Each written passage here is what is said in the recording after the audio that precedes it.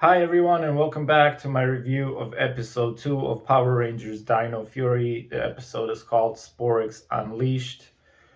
And quick little side note, the last episode of Beast Morphers was called Evox Unleashed. So this is basically 2 episodes later, and they're using Unleashed in the title again. But anyway, it starts off with our 3 Rangers trying to get their morphing sequence down, which is kind of, I don't know how I feel about that. The 2017 movie, you spend like half the movie about the Rangers trying to morph. Here, obviously, they do it only for, a minute or two. But still, I feel like, you're a Power Ranger, you should know how to morph. Anyway, they're in the basement underneath Dino Henge, and Solon is like trying to get the T Rex champion Zord all set up for battle. And now there's sort of a force field that guards the base down there. And the Rangers go out to try to warn people of these Sporix that are going to be unleashed, um, throughout the city. And the warden of the park doesn't believe them, so they go to Buzz Blast. And over there, we actually see um, like a android made by Hartford Robotics, which is kind of like a throwback to Power Rangers Operation Overdrive.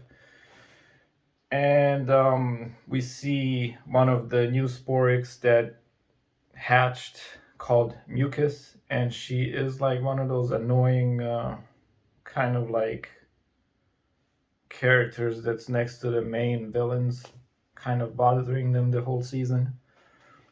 And our first Sporix that sort of grew at the end of last episode, which I think is called Shockhorn. So he was the monster of this week's episode. Basically, the Rangers went into battle trying to stop him. And they were also training to use these power-ups, which are the keys that they insert into the morphers or into their sabers in this case, or their swords. And I did not particularly like that first power up that they used because it was like some sort of a gas power up. I think the other ones were better later in the episode. But also, a side note is that Ollie tried to use that scanner that Void Knight had in the first episode and attach it to his mom's drone so that they could scan the entire city for more Sporix. And Void Knight kind of saw that, and he tried to take advantage of that too by kidnapping her and making her use it so that he could see where they are. Anyway, later in the battle, Shockhorn grows giant. Apparently, there's nothing that makes these monsters grow. They just become more powerful with time and eventually end up growing. So there's no enlargement for the monsters in this season, I guess. It's just they end up getting bigger. So we see the debut of the T Rex champion Zord, the Red Ranger Zord, and it looks pretty cool. Probably the highlight of the episode, in my opinion.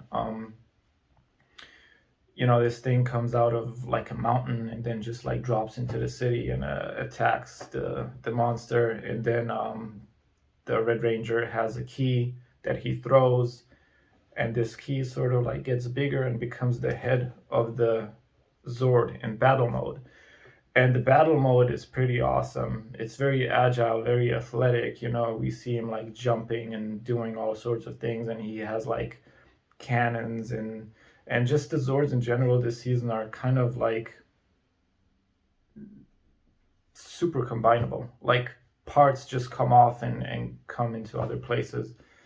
So he defeats the monster without any issues really. Towards the end, what I didn't like is, the cockpit of the Zord just looks like a recycled version of something that they had like for Samurai or for Dino Charge and Ninja Steel. It's almost like they're using the same thing.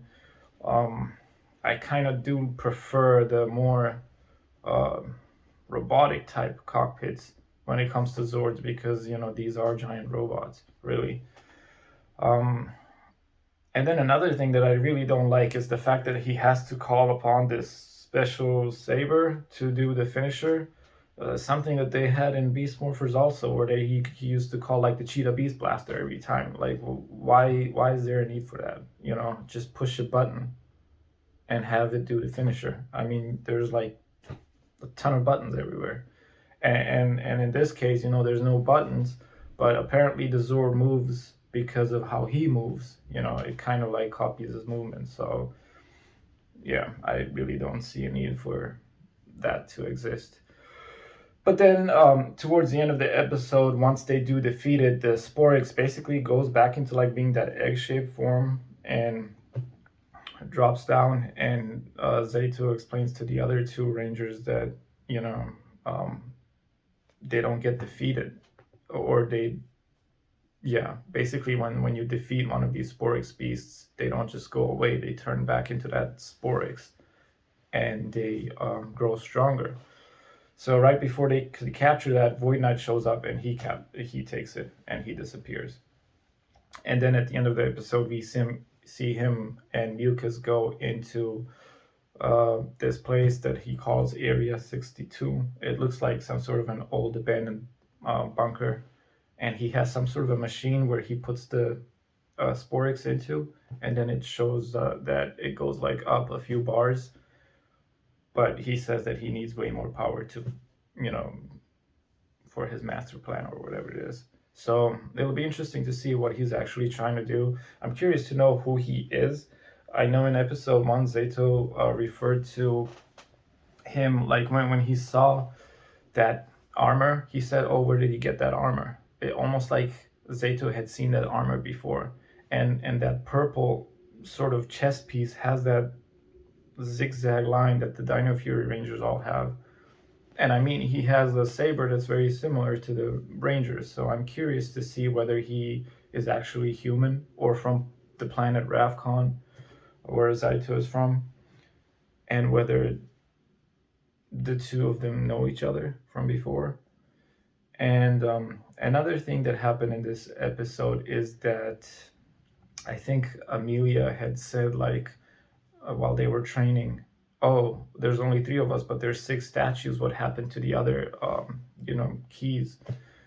And I think Zayto said that they were lost or something. So I'm curious to see how the other Power Rangers are going to find those keys and how they will become Power Rangers. I'm pretty sure that we will find out very soon. So that's my review of episode 2. It was a decent episode, and highlight for me was definitely the Zord battle.